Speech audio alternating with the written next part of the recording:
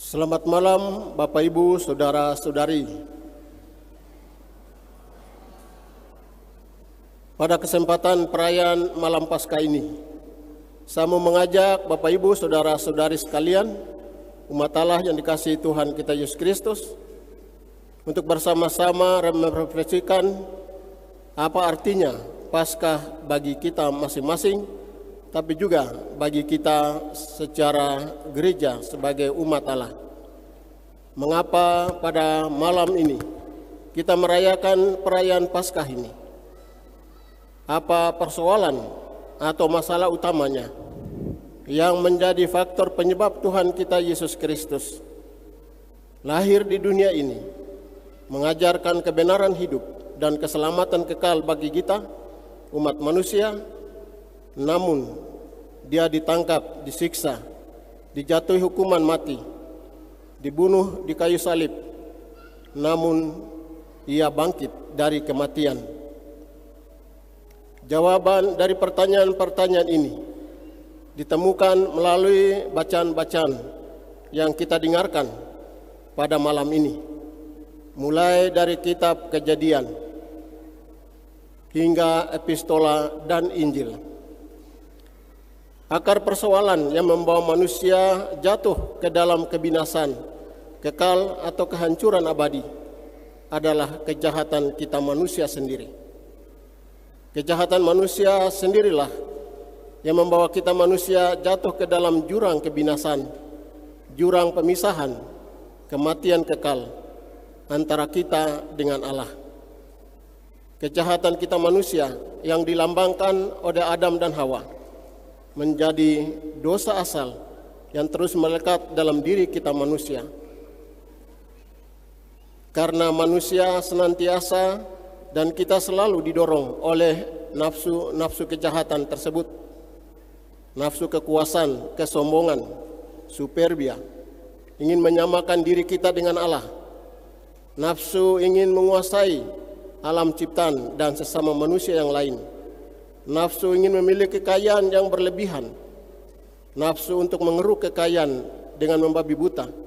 Nafsu untuk menikmati kenikmatan yang sebanyak-banyaknya, sepuas-puasnya. Nafsu untuk berkuasa dan main kuasa atas sesama saudara yang lain.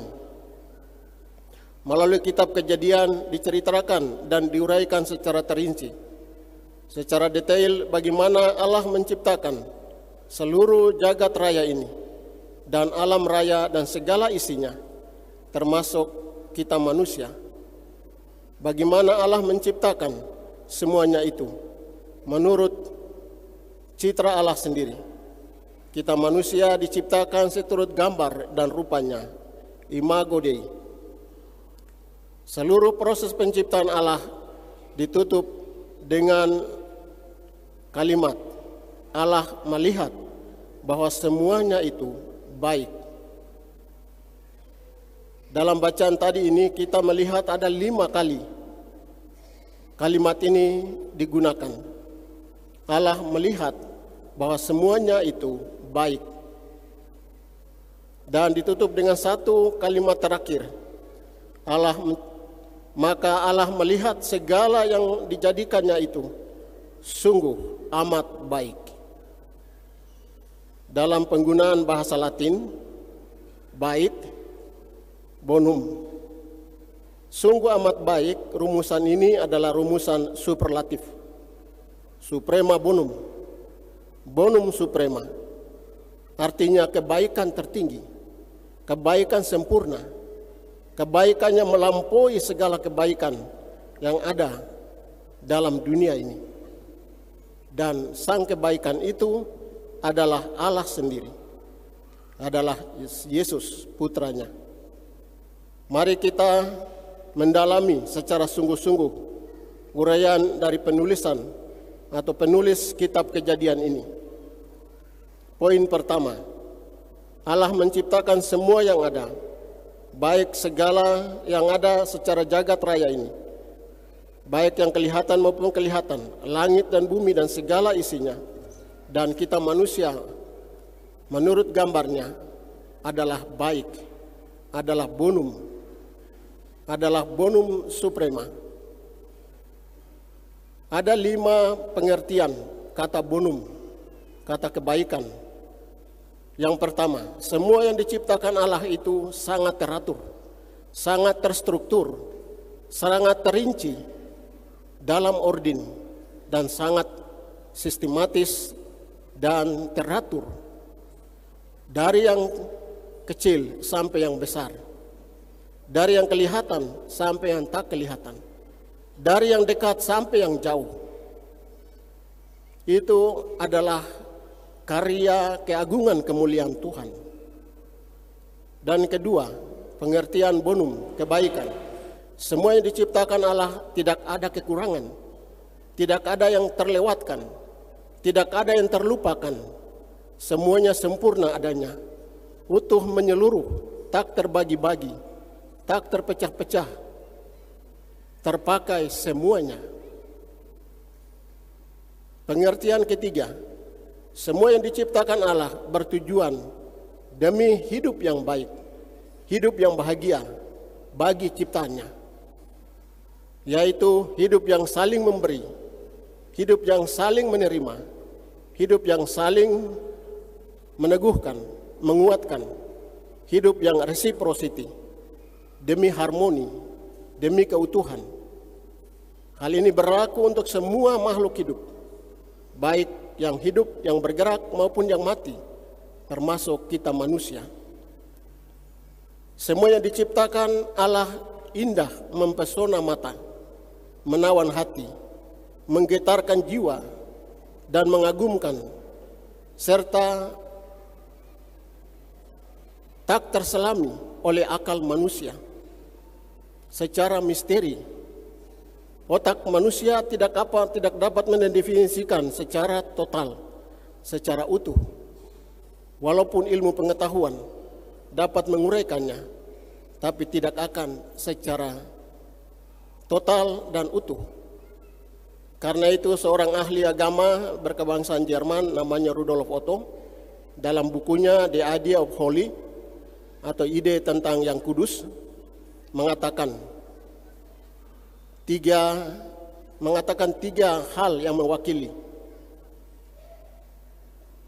kekuasaan Allah dan maha kuasanya Allah ini: tremendum, fascinans, nominosum, mysterium. Tremendum itu mengagumkan, menggetarkan.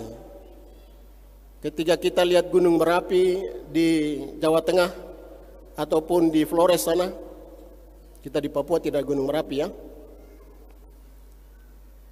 Banyak orang takut karena laharnya, tetapi banyak orang terpesona oleh lahar itu.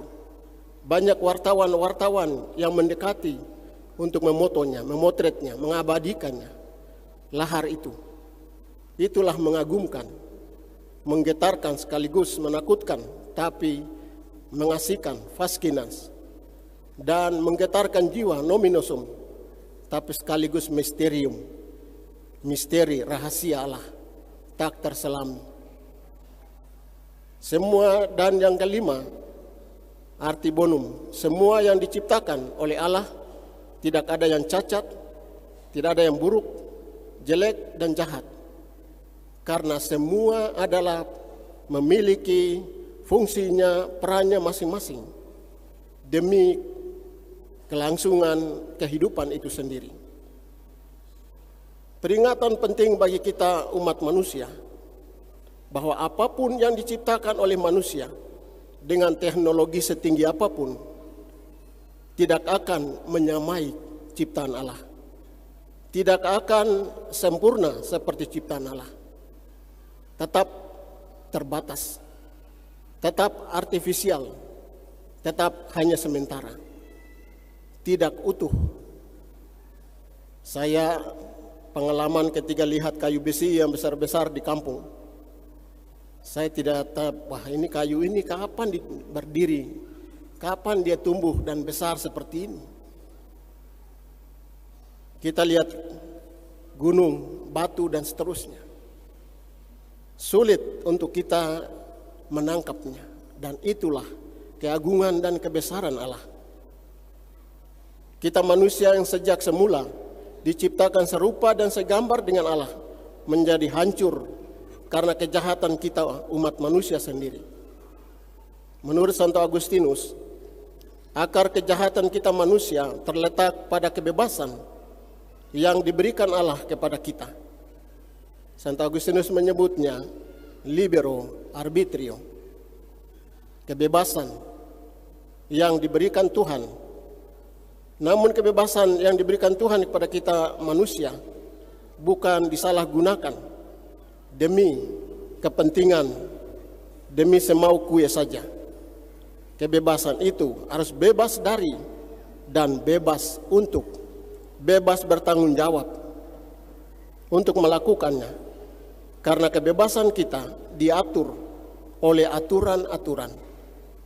Kebebasan kita diatur oleh aturan, norma, etika, moral, baik buruk, hukum alam, hukum adat, hukum dan undang-undang bangsa dan negara yang mengatur kita. Tapi saya ini lihat kita orang Indonesia ini, kita yang tinggal di Eropa datang lihat orang Indonesia ini model orang hutan. Lampu merah tinggal lanjut saja. Tidak lihat orang lain, dia seng kiri, jalan ke kanan. Tabrak orang, dia marah-marah, dia yang salah.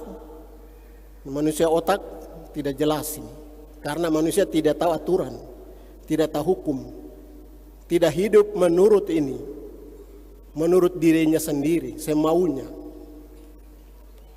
Saya kira negara ini masih gagal mendidik rakyat Indonesia ini hidup disiplin, hidup teratur, menurut aturan, hukum.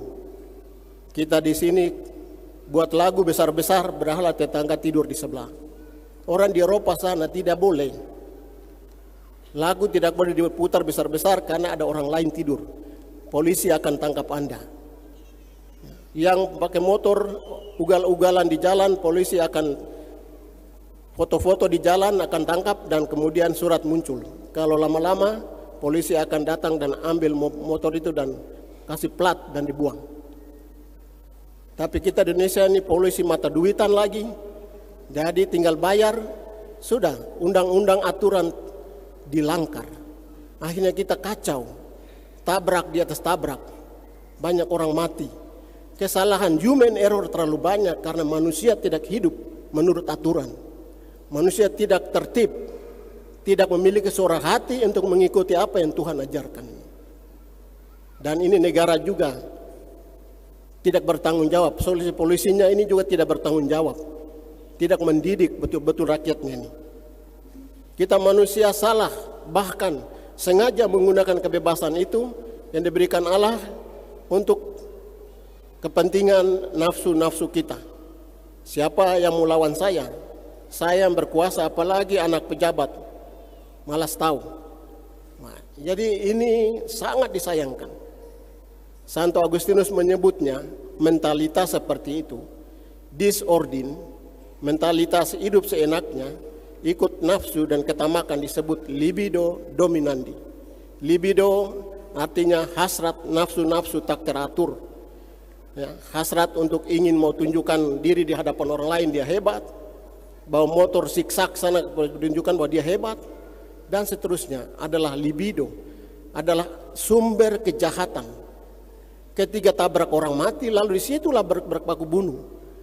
Karena libido kesombongan. Tidak tahu bahwa ini orang banyak yang jalanin jalan umum. Harus ada ritmenya, ditaruh motor, mobil itu ada dia ukuran, kecepatan. Itu fungsinya. Bukan sembarang-sembarang diciptakan mobil seenaknya, motor seenaknya. Bapak, Ibu, dan saudara sekalian, saya kira zaman kita sekarang ini, nafsu-nafsu libido dominandi dieksploitasi oleh kesombongan manusia, keangkuhan, ketamakan, kerakusan, sehingga manusia tidak anggap manusia lain sebagai manusia, sebagai sesama. Alam hanya sebagai tempat untuk kepentingan ekonomi.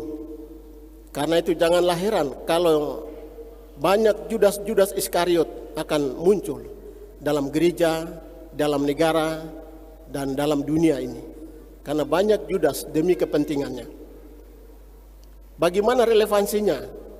Teks khususnya saya memilih bacaan kisah penciptaan ini untuk kita di Indonesia ini, khususnya kita di Papua. Pada kesempatan ini saya mau menyoroti dua hal penting.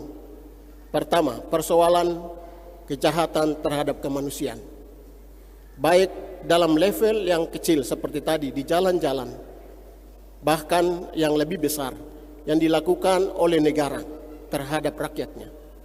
Yang terjadi di tanah Papua ini.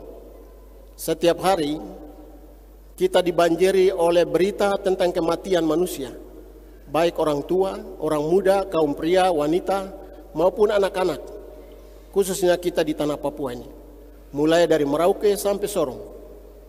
Penyebab dari kematian ini adalah karena konflik bersenjata, konflik kepentingan, konflik karena kesombongan, konflik karena main kuasa sendiri, dan sebagainya. Konflik ideologi, NKRI harga mati dan Merdeka harga mati, mengorbankan ribuan nyawa, baik oleh rakyat sipil, orang Papua maupun non-Papua, maupun militer itu sendiri, TNI, Polri. Sudah ribuan, berapa jenderal yang sudah mati juga. Tapi ini tetap dipertahankan, hanya demi ideologi NKRI harga mati, Merdeka harga mati. Memangnya tidak ada dialog? Memangnya hati manusia itu binatang? Hati manusia Tuhan taruh Roh Kudus untuk duduk bicara. Presiden Prabowo dan jajarannya harus duduk bicara dengan semuanya, Panglima TNI dan semuanya. Duduk dialog menyelesaikannya. Bukan menjadikan kejahatan dan kematian manusia sebagai proyek kenaikan pangkat, proyek dapat duit, proyek untuk datang golkan dana MPR, menggolkan dana operasi triliunan. Saya kira sangat disesalkan. Kalau ini yang terus terjadi di Indonesia ini adalah kejahatan. Kita semua merayakan Paskah percuma saja. Kita merayakan Paskah hanya sebagai seremonial dan upacara bendera. Bukan sungguh-sungguh mengakhiri konflik. Kita hidup sebagai saudara. Kita hidup sebagai sahabat. Kita hidup sebagai saudara dan saudari dalam Kristus. Karena itulah dia mati di atas kayu salib dan dia bangkit untuk kita.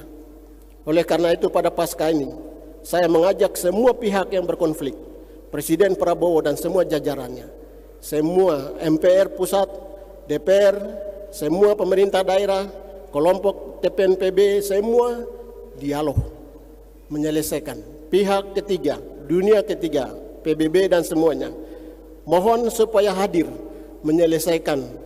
Martabat manusia adalah citra Allah, adalah wajah Kristus, imago Dei, bukan binatang, bukan anjing, tapi adalah manusia, Kristus yang ada di dalam diri setiap manusia ini.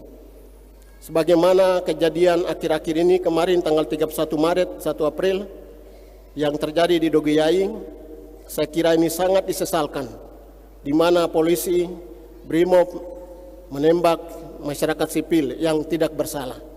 Seharusnya polisi mencari yang bersalah. Siapa yang bersalah? Ditangkap, dijalankan proses hukumnya, bukan dengan senjata datang dan mulai hambur peluru kepada masyarakat yang tidak tahu masalah. Ini ada satu nenek yang usianya 70 tahun ini, Esther Pigai, kesian. Dia tidak tahu apa-apa. Nenek tinggal di rumah. Dia kena tembak perutnya, tali perutnya keluar. Ya, ada anak kecil, Matius Jobe yang 17 tahun. Ya, Akian Edowai dan seterusnya, ini masih banyak lagi. Mestinya diselesaikan, bukan dengan selesai dengan peluru, tapi diselesaikan dengan bertemu menyelesaikan secara mekanisme hukum. Orang itu ditangkap, diselidiki, ditangkap, kemudian diadili secara hukum yang berlaku. Bukan main hantam dengan melemparkan peluru begitu saja. Sangat disesalkan. Kejahatan diciptakan kejahatan, tidak akan selesai. Kejahatan harus diakhiri dengan jalur hukum. Hukum formal, hukum adat, hukum cinta kasih, Itulah dasarnya yang harus kita gunakan. Bukan menggunakan aturan-aturan sendiri dengan kuasa, dengan senjata, dengan peluru. Ini bagaimana, khususnya orang Katolik yang polisi tentara, saya ajak pasca ini bertobat. Anda yang Katolik, yang Kristen, yang ada di tempat-tempat konflik, pengaruhi teman-temanmu yang lain, yang agama lain, selesaikan sesuatu dengan otak, dengan hati nurani. Bukan dengan menggunakan senjata turun tembak kiri kanan. Ya. Ini sangat disesalkan. Ini di manalah letak kemanusiaannya, di mana letak Anda sebagai seorang manusia ya, untuk menyelesaikan masalah. Ada masalah tapi diselesaikan dengan jalur damai, dengan mekanisme hukum. Negara ini kan ada hukumnya, bukan dengan menembak kemudian bermain taktik dengan menggunakan kekuasaan. Kalau ini yang terjadi, saya kira kita tetap hidup di dalam kekuasaan kejahatan dunia ini. Yang kita di Timika ini begal di mana-mana. Ini kejahatan terstruktur yang diciptakan juga. Orang di sini dulu hidup bersaudara, tidak ada begal-begal. Tapi seluruh Papua ini mulai begal. Di Sorong ada begal, Timika begal, Jayapura begal. Ini kejahatan lahir. Manusia-manusia iblis yang dikuasai oleh kejahatan menciptakan kelompok-kelompok untuk kepentingan, lalu membunuh manusia lain yang tidak bersalah. Orang yang jalan damai-damai, dia berdoa di jalan, tiba-tiba dia dibunuh, lehernya dipotong. Kasihan. Ini negara ini sangat kasihan sekali. Kita berdoa, saya kira Presiden Prabowo dan semuanya harus menyelesaikan semua ini dengan jalan menegakkan hukum negara ini. Undang-undang itu harus dipakai. Bukan main kuasa, membiarkan kejahatan merajalela. Persoalan kedua, kejahatan terhadap lingkungan hidup, alam, hutan. Saya kira peristiwa di Sumatera itu sudah menjadi pelajaran besar bagi seluruh orang Indonesia dan kita di tanah Papua. Alam bukanlah sekedar alam, tadi sudah kita dengar bagaimana diciptakan. Tuhan menciptakan itu teratur, terstruktur sampai misterium, tremendum fascinas itu. Tapi kita manusia sekejap kasih hancur hanya untuk ketamakan perut para oligarki yang menggunakan negara sebagai sarana mobil, motor, ataupun kapal atau pesawat untuk kepentingannya. Negara hanya sebagai alat untuk ditumpang. Lalu atas nama negara membuat kebijakan menghancurkan semuanya. Saya sangat sedih ketika dengan teman-teman LSM kita diskusi di Maluku. Teman-teman dari pulau-pulau kecil di Maluku, mereka sharing tentang bagaimana mereka punya hutan yang pulaunya sudah kecil, hutan adatnya sudah diambil lagi, HPH ribuan hektar, kelapa sawit lagi dibangun. Ini masyarakat mau tinggal di mana? Mereka mau pergi tinggal di mana? Mereka sudah ribuan tahun tinggal di situ. Ini oligarki ini merakus tamak, memang iblis betul. Ya. Mau semua pulau ini dibuka semua kelapa sawit, mau dibuka semua tambang, mau dibuka semua, baru manusia mau kemana? Ya. Orang yang sudah hidup ribuan tahun di pulau itu, ya. Di Ternate sana, di Pulau Buru, di mana ya, pulau-pulau kecil yang tidak perlu eksploitasi, dibiarkan pulau itu supaya indah, tetap menampilkan wajah Tuhan. Jangan semua dihancurkan. Jadi oligarki yang tamak dan rakus ini. Semoga Anda itu stop dan bertobat. Pasca ini membangkitkan Anda untuk bertobat. Jangan merusak semua alam dan hutan ini hanya untuk ketamakan sesat saja. Oleh karena itu Bapak Ibu Saudara sekalian, kita berdoa supaya masa pasca ini, wafat ini kebangkitan, dari kematiannya adalah kemenangan atas kejahatan kita manusia yang ada di dunia ini. Tuhan Yesus memberikan nyawanya, dirinya sehabis-habisnya, demi membebaskan kita dari hukuman kekal, dari kejahatan ini.